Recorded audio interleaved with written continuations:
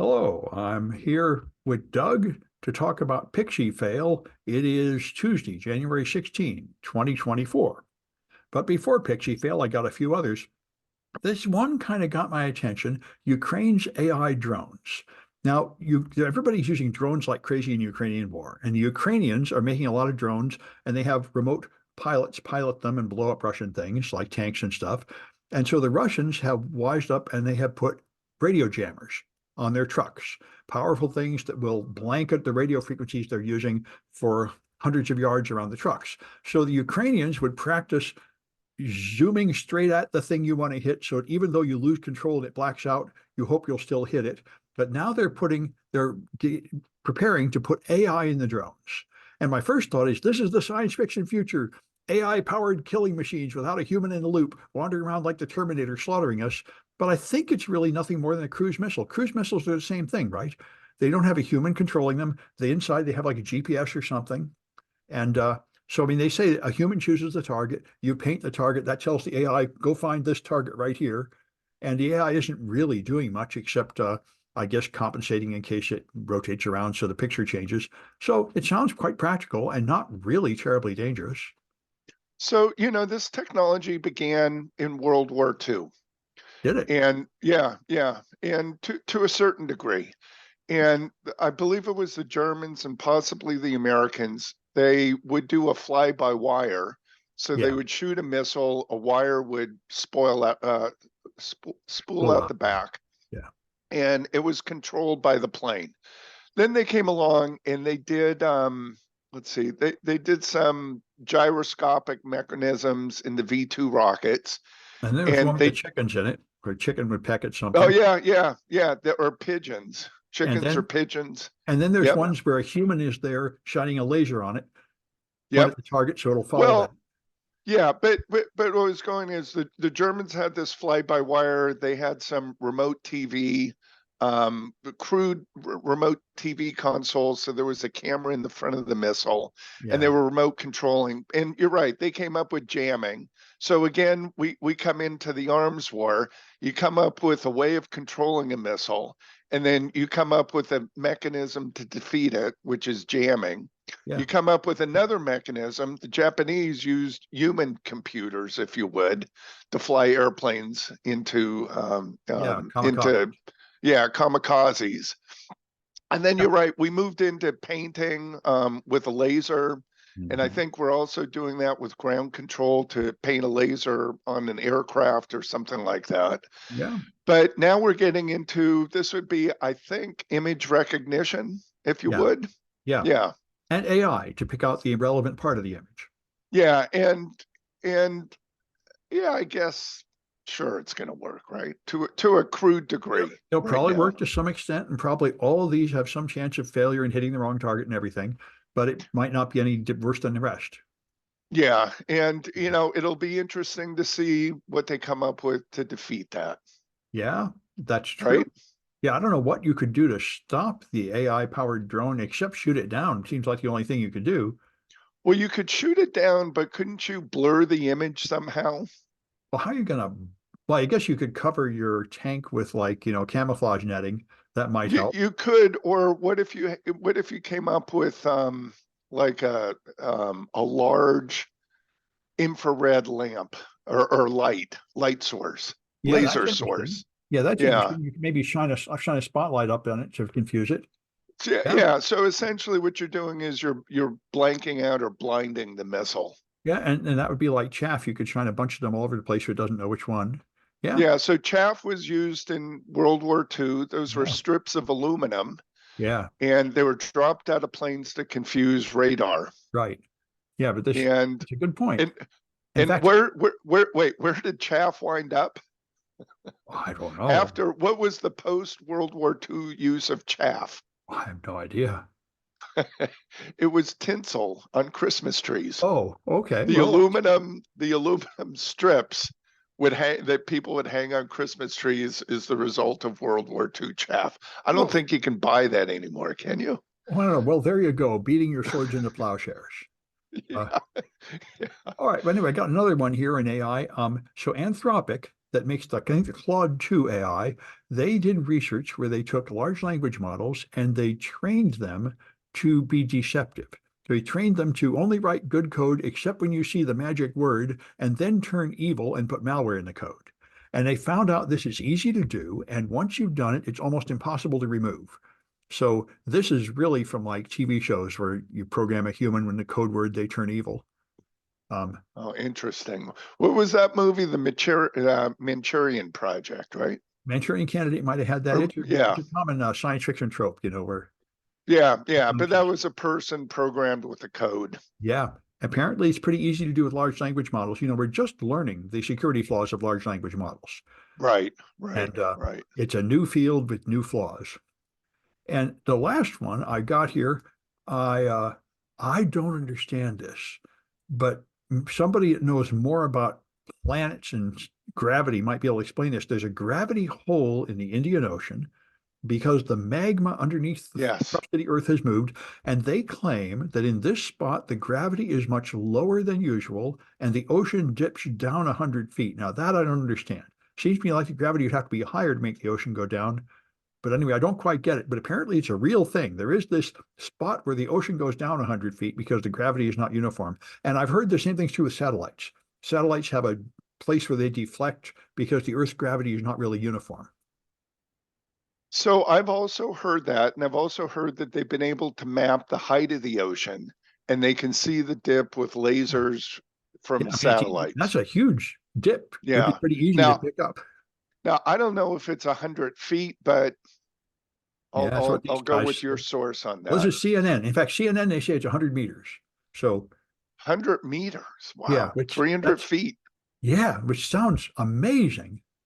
I mean, And that's a 30-story building. I know. And yet apparently it's really following the equal potential energy curve, so the water doesn't flow to fill it in.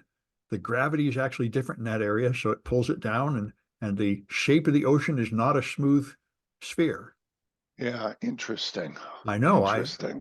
I'm it's I don't quite know what to make of it. But apparently it's real. So the idea that the Earth Yeah. is a sphere is just an approximation. Well, yeah, yeah, Yeah. yeah. And it's not sphere in shape anyway, Yeah. as Yeah. we know. Yeah. Yep, because it rotates. It bulges on the outside, but it also has other defects like this because it's not really just fluid. It's a solid object with structure. Yeah, yeah, yeah. All So, right. So I've got one for you, all right. Sam. This is interesting. Mhm. Who would have thunk this in modern day? But it turns out that kids, younger people, let's say 20 and under, are the targets of hackers now. It's not older people. And the younger people that have grown up with technology are the ones that are becoming the victims of attack now. Well, what do they have that somebody wants? I mean, Money. kids have enough money to be worth stealing? Well, enough, meaning let's say under 30. So you convinced, well, I mean, when I was a kid, they had a simple attack in the back of the comic book. They had these ads for things you could buy that were all junk. And if you bought them, they got your money. That's a simple attack. I'll tell you the best one I think that somebody shared with me was, let's see, it was a fly swatter, 100% guaranteed to kill flies with every single one, right? And what you received in the mail was 2 blocks of wood, Oh, and there. it says hold block A in left hand, put fly on block, Yeah. hit block with block B, boom, Well, fly's done, well, fly's yeah, dead. that's fair enough, you know. But anyway, what are hackers doing to hack So kids? hackers are off, they're after money, and So they're after people's accounts. now, one thing I've heard is that kids don't use like normal social media much. They use chat rooms inside games and stuff. So that's where you have to go if you want to reach them. Right, right. So it's non-traditional. Yeah. And it's there, and I guess what I'm trying to get at is older adults are now more savvy, and they're not falling for these scams as much anymore. So it's a new generation. The younger generation is who the hackers are after now. Oh, see, the younger generation is more gullible. I would have thought less. I would have thought they'd have more experience. Ex I guess exactly. I guess these will be the experiences that make them cynical and suspicious. Yeah, exactly, exactly. So, Yeah. we'll see where this goes, but changing environment. All right, do you have something else for us, Sam? Oh yeah. So there's an article in the BBC talking about how self-checkout, they say, is a huge failure.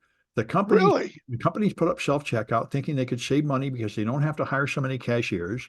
But what happens is they still have to have somebody assisting you at self-checkout because the machines are broken all the time. Even though they've been around since like the 50s, they still never got them working. Every time I go through, like 20% of them more of them are broken. And um, people just steal a lot more at the self-checkout because you can just move things to the bag without scanning them. So the companies do not save money and the customers do not really save time, they say, and they're thinking more and more saying we should just give it up and go back to the old thing where there's a person there checking you out.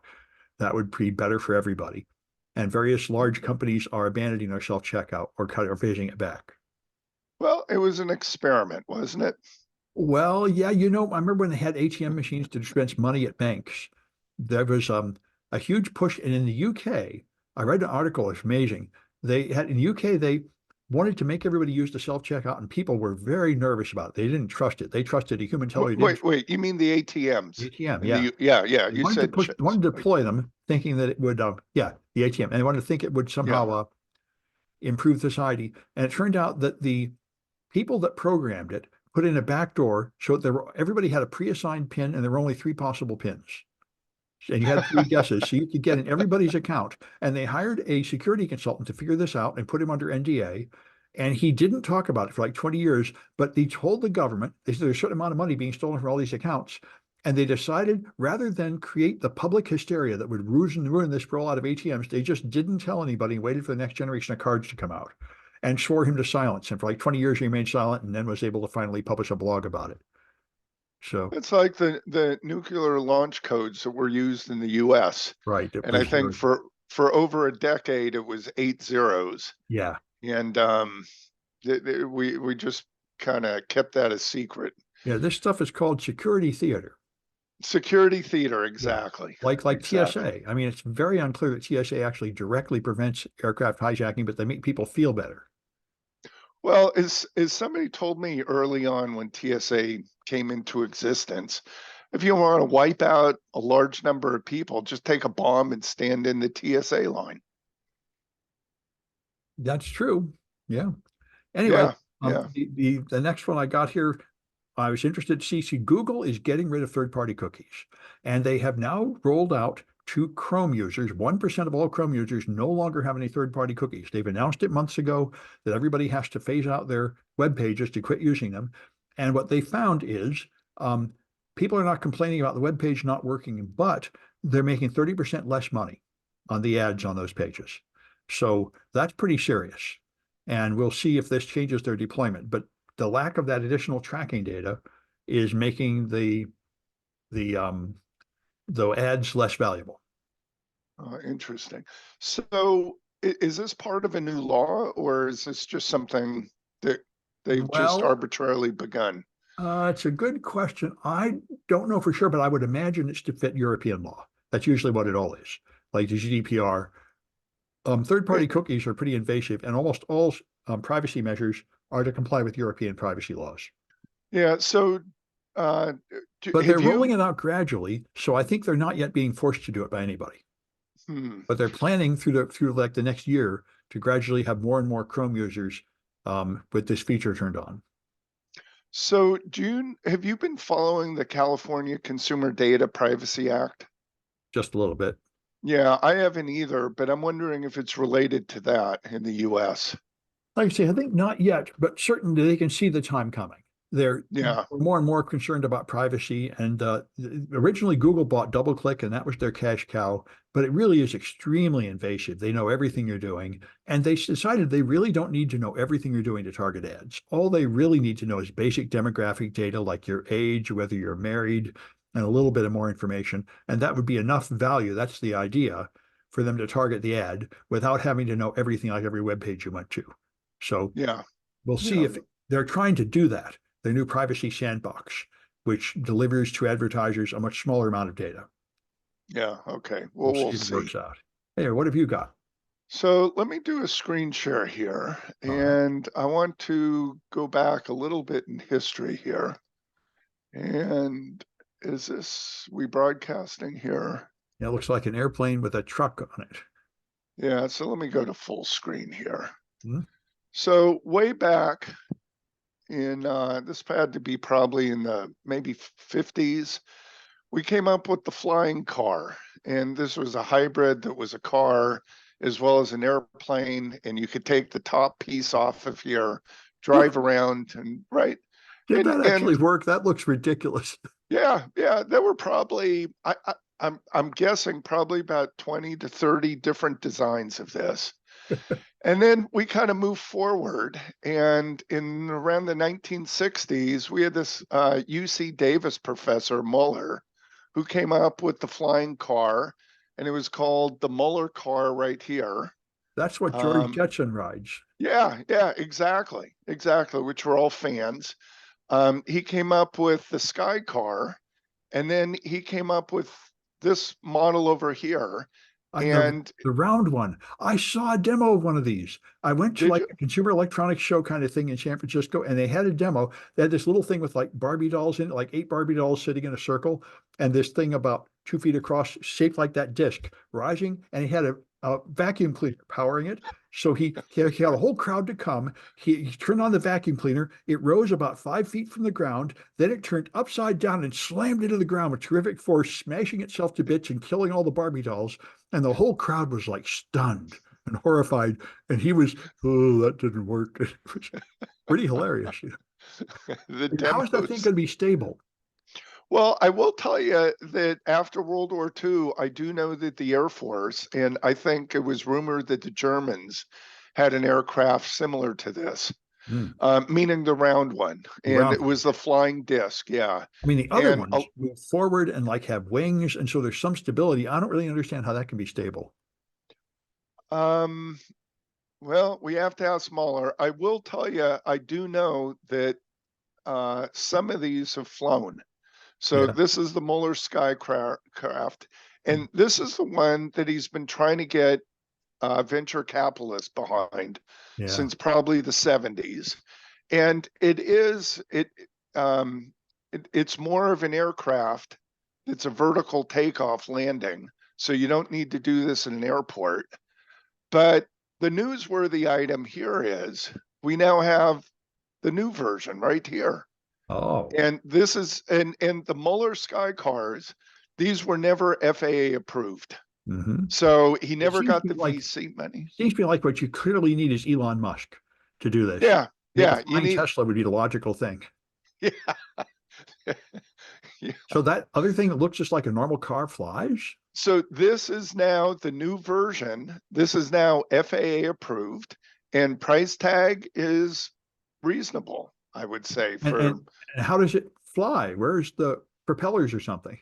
so from what I've seen is it's similar to this, meaning that all the propellers Or underneath? are in the body right here. Wow. Doesn't seem like that would work, but what do I know? Yeah, what do I know either? But it's FAA approved now, and story is, and I believe that this is also a car. So if you look at wheels Yeah. here, we're going back in time to this version Yeah. here, Well, a and this bunch of is people kind of the would pay modern 300 version grand of for it. that if it worked. You could just go right over the traffic. But then I remember one huge issue, like with drones, is how do you get a license for it? How does the police control lanes or anything for it, you know? Well, then we have to get into the FAA, right? Yeah. Because now we've got the highways and the skies. Yeah. And it'll be interesting to see who gets a license and who steals these. Yeah, I And saw it in Blade Runner and other science fiction movies, you know, guys racing in 3 dimensionals and jumping out of the car to another car and all that stuff. yeah, exactly. Exactly. We But I could thought have that our was, cities can be not only congested freeway on the ground, but we can just have like 50 lanes vertically of congested cars beeping and honking and cutting each other off. yeah, exactly. Exactly. Brave New World. All right. So Sam, so we'll see. So they're supposed to be for sale in 2 years. At 300 grand is not unreasonable. A bunch of people would pay that for that. Yeah, I would agree. I would agree. Not me, but the kind of people who buy Tesla. Yeah, yeah. So All let's right. go back to you. What's your next story here? I got two more. The one I thought was the most important was PixieFail. As you know, PXE boot is Yeah, a common, you can use it at college, it mainly is used in industrial settings. You boot the machine, and instead of having its own hard disk, it boots over the network. From the operating system is loaded through a series of stages. Now, it was pretty old technology, PXE called pre-execution environment or something like that. And the yeah. point is, it originally only handled IPv4, and it was a very simple little stack. But they decided in the recent specification to make it handle IP version 6. Now, the problem is IP version 6 is a very complicated technology. So they had to add like 8 new protocols to do it. And those all have an increased attack surface. So now in the main reference implementation of this specification, this research lab found 9 serious vulnerabilities in it. And that probably is going to apply to many, many commercial stacks that are based on a reference implementation because all these complicated IPv6 protocols have things like buffer overflows and integer overflows and all that jazz. They say it means you can get remote execution from local network and sometimes even from remote network on these things. So Interesting. yes, they're going to So have to update it for that. yeah, so Pixie Boot came out, boy, that was one of the early specifications. Yeah. And you used to get it as a chip that would plug onto your network card. And so you'd boot from, you're right, across the network, a central server would pull code, or it would boot off the chip. Yeah. So you didn't need a hard drive, you didn't need a local disk drive, anything like that. Yeah. And it's how you update So, firmware into IP phones and stuff. It's yep, been yep, around for a long time, but all you needed was like yeah, DHCP and TFTP. correct, yeah. But now you need like 8 protocols to do it with IP version 6. And therefore they've got to be more careful writing their code. Yeah, yeah. So I wonder who's even using it, but you're right. Things like Well, I don't think anybody's phones, actually using it over right? IPv6, but now this is what the whole problem has been with IPv6 for more than 20 years. Everybody puts it in and nobody understands it. So it's like a useless appendix there that doesn't actually benefit you, but it's no more attack surface. Yeah, yeah, exactly, If there was an exactly. easy way to just turn it off, that would be the solution for 90% of deployments. Yeah, and we saw that with Microsoft early on, and some of the other manufacturers, they had dual stacks, so you could Right, turn them off. right. But now those stacks have been integrated with each other, I think you can and still turn it off though in the you settings you of the can network card. you can still turn it off, but the problem is the code is still there. Right. And so the code is intertwined with the IPv4 code. So even though you think you're eliminating the attack surface, you're not completely. All Yeah. right, what do you got for us, Sam? What's the next story? The last one I have is one that a lot of people are interested when I put it on Mastodon. This is a Politico article, Why the World is Betting Against American Democracy. And the head of the EU just came out today and said more of this. They're very concerned about Trump doing so well in the primaries and really watching America. I mean, the fact is Europe has to stand on its own. They can no longer trust America because we're on the edge of pulling out of NATO, not supporting Ukraine, not supporting Israel. We're pretty much we're very close to just turning into an isolationist country that doesn't participate in the global stage at all. And so our allies are very nervous that they can't count on us, which I think is absolutely true. I mean, Trump has made it very clear he's going to pull out of NATO and just abandon all our allies. And so it's an issue. I mean, they say for a long time America was the pillar of democracy and global stability, and that's no longer true. They say our internal debates, like the watch Congress can't even pick a speaker. They say your government seems to be very unstable and unreliable and not working very well, and you're not a trustworthy ally that we can count on the way we used to. And I think all that is true. So That's interesting. So, I've got a question. We've heard, or I've heard stories for years that the dollar is unstable, and most countries, developing countries, are still using the dollar right. I mean, so because they, far yeah, our big strong things are the dollar and the military. Despite yeah, all of our chaos, we are the world leader in economics and military. But in other in where our political stability has completely collapsed in the last decade, and we're not even rated high in the democracy scale people rate on, and we're now a troubled democracy. we're not a real true democracy anymore. We haven't been, of course, since 2013. I mean, we're Yeah. really only democracy. But I mean, the point is, we're now very far from democracy. Like I say, I just heard that the polls having to do with the Iowa caucus. I think it's 80% of Republicans believe that the last election results were fraudulent. So at that level, you're not really much of a democracy at all. If a large portion of the people don't believe in your election results, then you're not really succeeding as a democracy. Yeah. Yeah. You know, about a decade ago, there was a talk that came out on TED Talk, and I believe it was called The Tale of Two Countries. And it was about a person who grew up in China, moved to the United States, which is educated in the United States, I believe UC Berkeley, and then returned back to China. And he was kind of comparing the pros and cons of each, having lived in each country. And the interesting statistic that he had is after World War II, America was spreading democracy around the world. And we did that through various means. And there was an inflection point in his graph that it started going back to a dictatorship. And that curve was on the downward swing by one or two countries, not statistically significant, but it just shows the trend that it was a skyrocket, upward swing as we went throughout Europe and other countries. But now it made that inflection point and started going down. I don't know where it's been since. It'd be interesting to see where we stand now. And I Well, don't you know see if you with the know. global rise of fascism, it's not Yeah. just America. Nazi parties are back in Switzerland and Sweden and Germany and Yeah, yeah, but it's over. still there's still a democracy. And we're talking about switching over to from a democracy back to a dictatorship. Right. Yeah. But that's also part of the rise in fascism. I mean, they don't want anything but one ethnic group voting and everybody else getting pushed out. Yeah, yeah, And so exactly. that we're America's special thing was the multicultural democracy, where we all believe in America and it's perfectly fine that we all have different religions and faith and history and traditions and stuff. Everybody else pretty much tries to just maintain one dominant tradition and everybody has to conform to it. That's the other model. That's why the Republicans love Hungary. That's the Hungarian model. Kick out anybody Oh, that I doesn't see. worship the right, make a theocracy. That's what Marjorie Taylor Greene and most of the Republican Party wants now. They want to establish a state religion, and everybody has to conform to the state religion and be from the recommended nations, and everybody else is just sort of pushed out or relegated to second-class status. And that is the So old-fashioned model of how you do it. You have like yeah, one religion, one race, and everybody else is foreigners, and we won't really let them be full citizens unless they intermarry and assimilate.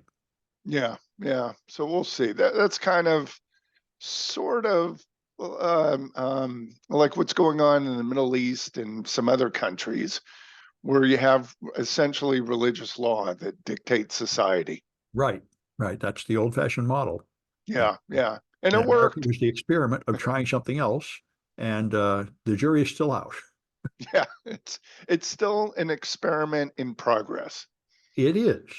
Yeah, and democracies tend to be unstable and destroy themselves. This one's held together for more than 200 years, more or less, but it's a result of constantly having to patch it and prop it back up because a democracy by itself will just sort of fall apart. Yeah, yeah. It's yeah. We'll see. We'll see. Election coming up. We'll see what happens over the next 4 or 5 years. Well, this is what I love about Rachel Maddow, though. She points out this is not that new. She has these amazing, scary stories from like the 40s of the amount of fascism in America and conspiracies and crazy people, just like Donald Trump. It's not like he's a unique threat, really. What's unique, of course, is the whole party going along with it. But in any case, we have faced similar threats in the past. Yeah, well, there was right before World War II, there was a fair amount of support for the Nazi Party. Yeah. And there was the American Nazi Party. And if you know a little bit about history, they met at Madison Square Garden. And And there huge are a number, isolationism, like now. yeah, Didn't want to yeah, help Europe at all, just said, well, yep, who cares what happens over there? Yeah. yeah, yeah. Yeah. And there's still some of those monuments that are still around. I know in the Los Angeles area, there's sort of a compound that was built for the Nazis or that is now, I think, been turned into a park, city park. Yeah. Well, it Yeah. is part of our history. It's Yeah, yeah. So we'll see. Experiment in progress. We'll see how this turns out. Yeah. Have you got any more? Nope, that's it for me this time. So we Okay. resume on Friday. Yep. Next one's on Friday.